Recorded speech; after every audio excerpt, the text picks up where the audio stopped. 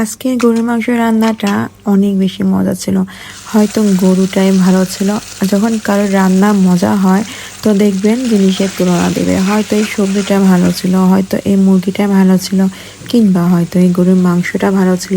তো আমি সেম কথাটাই বলবো, আজকে গরুর মাংসটা আসলে অনেক ভালো ছিল, যার কারণে রান্নাটা মনে হচ্ছিল মানে এতটাই সুন্দর হয়েছে, এতটাই মজা হয়েছে, মানে নিজেকে নিজেই এর প্রেমে পড়ে গিয়েছে। তো আর গরুর মাংসটা অনেক বেশি হাড় যুক্ত ছিল, মুক্ত না, যুক্ত করা ছিল, যার কারণে আরও বেশি মজা হয়েছে খেতে। কিন্তু আফসোস এই হাড়গুলো আসলে খাওয়া যায় না, মানে এত বেশি শক্ত থাকে, একটু চুষে ফেলে দিলেই হয়ে যায় আর কি।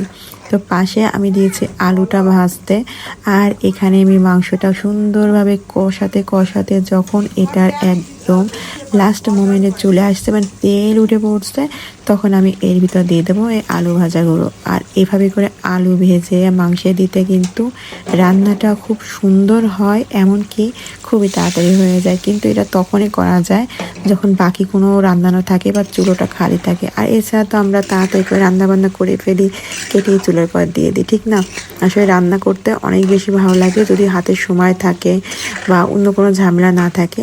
তো ব্যাস, আর একটু আমি এটা খসায় নিব, আর তার ফাঁকে আমি এখানে একটু পানি দিয়ে দেবো।